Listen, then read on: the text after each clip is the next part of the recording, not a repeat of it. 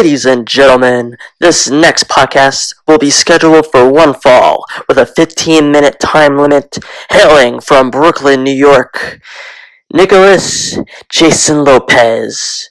And on the other side of the ring, his website, ProWrestlingOpinion.com, your home for pro wrestling news, reviews, and so much more. Thank you. Hello everyone, and welcome to the latest edition of Pro Wrestling Opinions Intermission. Again, that rhymes. I don't know what's up with that. I am your esteemed host with the most, Nicholas Jason Lopez, owner of ProWrestlingOpinion.com, which is, of course, your go-to source for pro wrestling news, reviews, and oh so much more. It's gonna be an eventful week. Just announcing my first announcement. We're gonna be putting Intermission on a schedule, actually. So check us out. We're gonna be up, ready for viewing and for your listening pleasure at 7:30 on Mondays, Tuesdays, and Wednesdays. It's gonna be good. And also, you're going to want to download the Station Head app if you're an Apple iPhone user.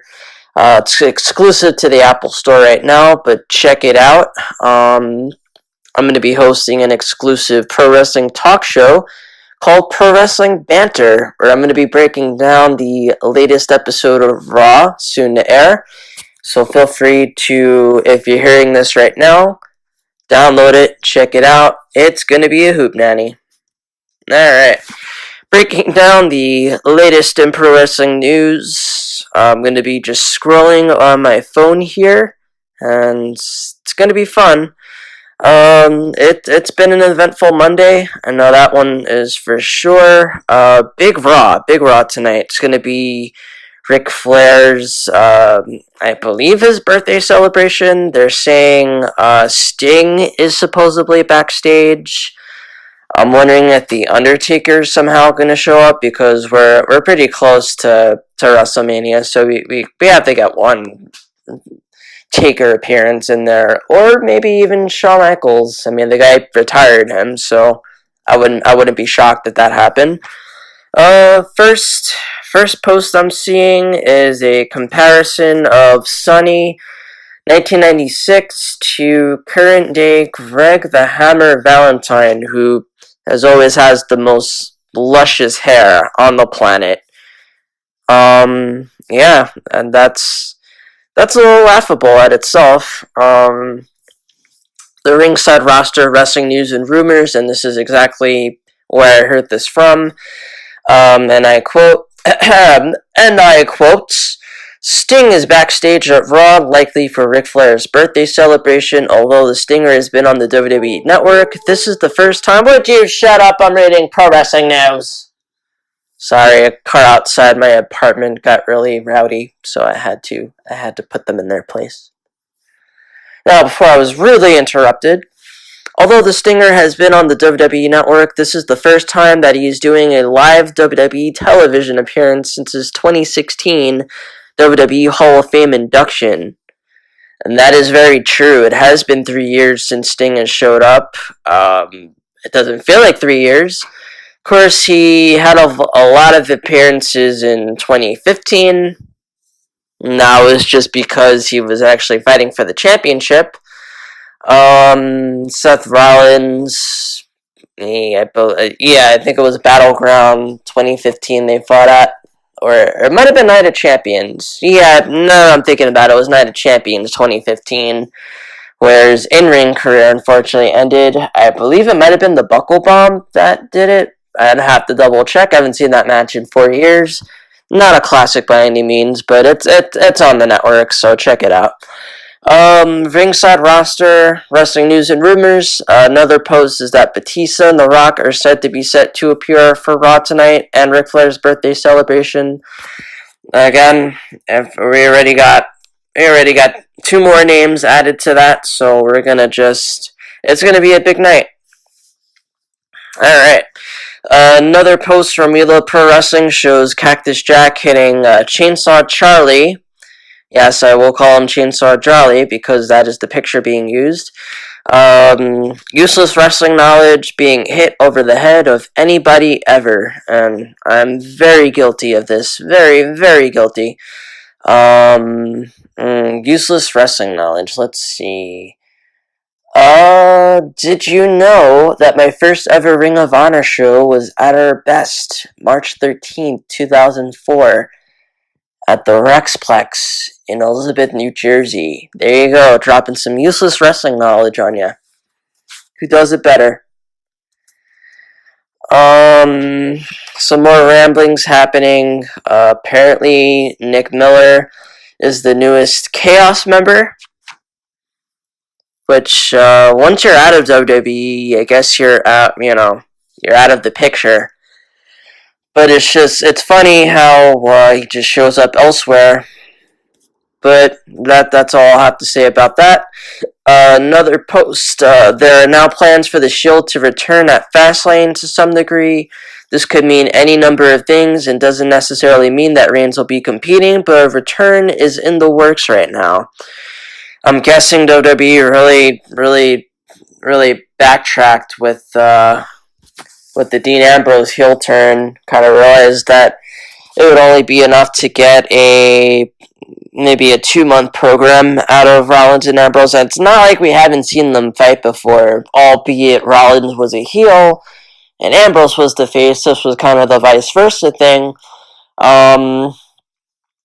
They only really, I think, had 2 matches, if at all. My latest review, and you could check out the latest review concept I've thrown up. It's called Good, Bad, and the Ugly, which is how I'll be reviewing shows from now on. Randomly drawn, mind you. Currently, the show I'm watching is the March 27th, 2017 edition of WWE Raw. That's how random it is. I have about 3,500 shows already logged down, courtesy of the WWE Network. Going to be adding a lot more shows to that. Independents, mainstreams, you name it, we're going to have it on there. But the latest one I wrote was WWE TLC 2018, and that had my breakdown of the Seth Rollins and Dean Ambrose match. I categorized it under good, though I was very, very hesitant to put it under bad. Mostly because the storyline has been a little bit flat, but I like the creative direction at the time of Ambrose being the IC champion. Of course, that didn't really go anywhere, and the guy lost in 2 minutes to... My God, who did he even lose to last week? I don't know, but he got squashed. I just remember that part. So based on the segment afterwards where Ambrose apparently asked Seth where the hell he was, so I'm guessing a reunion is going to happen. Plus, you only have Ambrose for so long. Get it while you can. You would think the Shield would be a Mania storyline, but I'm not gonna press buttons.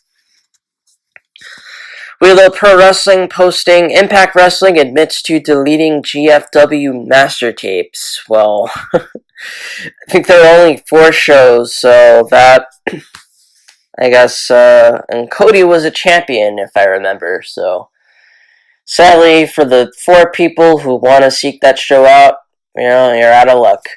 PWO Insider reports that Jeff Jarrett and Global Force Entertainment filed a second amended lawsuit against Impact Wrestling and its parent company Anthem on February 22nd. The lawsuit was brought on by Impact's admission that they have deleted the master tapes of the 16 hours of Global Force Wrestling Amped. Jarrett and GFE hit Anthem with a copyright infringement lawsuit in August 2018 over the use of the GFW AMP series and Jarrett's likeness. In response to the lawsuit, Anthem wrote, quote, "The 16 one-hour episodes of Global Force Wrestling AMP's content sought in this question no longer exist. It was deleted in the normal course of business long prior to the onset of this litigation in order to free up storage space on Anthem Wrestling systems," end quote. GFE and Jarrett have valued each of the 16 hours of TV footage at $300 $300,000 per episode. The alleged losses worth $4.8 million connected to the loss of the master tapes. I feel sorry for anyone who bought tickets and were at that event, knowing that it's ultimately going to be for naught. But we all kind of knew GFW was kind of just like an in transition sort of thing. They had a very forgettable invasion. That I guess that's a good description of it.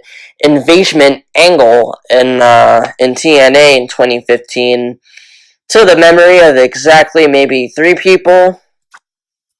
It was a thing, and as quickly as it came is as quickly as it was forgotten. So I guess this is the chance to finally rid ourselves of GFW. Very funny, the former Adam Rose posting via Rosebud Bitches. I'm not sure what that means. Maybe he's coming back. It is what it is. That's my classic catchphrase. Natman Pro Wrestling Podcast reporting that WWE Hall of Famer Tammy Sunny Sitch was arrested yesterday in New Jersey, to the surprise of absolutely nobody.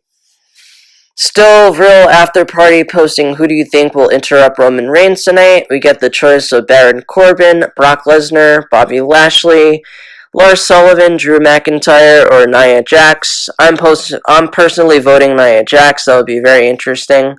But she is a fellow Samoan sister, so I don't see that happening. If anything, I might see Lesnar coming out just so they could work it into the Rollins-Lesnar storyline. That's probably the most likely scenario. See, just thinking about Raw already has me tired, so I gotta get my coffee in before it airs, that's for sure.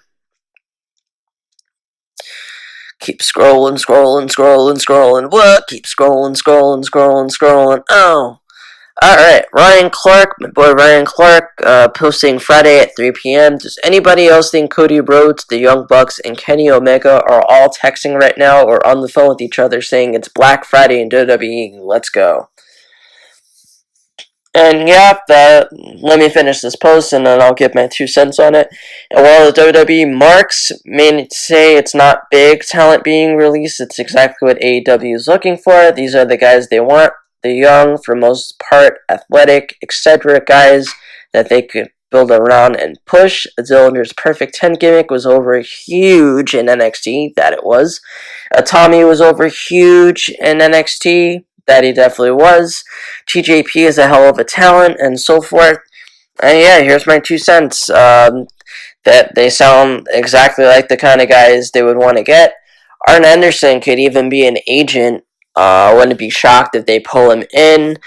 TJP, it wasn't a matter of his performance not doing good. He was simply let go because of management issues and that he got tattoos without permission from the higher ups, which is apparently a big no-no if you're low to mid-card talent.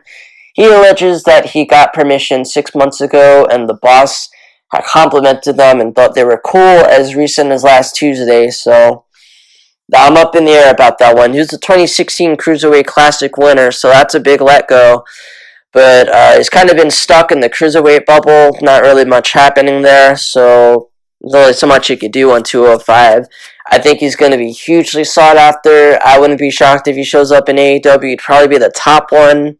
He could work with the Young Bucks. He could throw him right in there with all the high flyers. It's gonna be a good match if you got TGP, that's for sure. Tommy is a big talent. If you utilize him right, which they did in NXT, but not quite so on the main roster. Too little, too late for 205. He's going to be the perfect guy. Dillinger, I wonder if he still wants it. I'm not too sure, but he's the kind of guy who's got marketability. You could frame a show around him, and yeah, that's it. Those 3 guys are going to be big pickups. I wouldn't be shocked if they show up in AEW. And again, the smart thing about AEW doing their show so soon is that, well, basically, They have the freedom to show up, and the show can air, and they can show up, and it won't be anything. This has been Intermission. Thank you!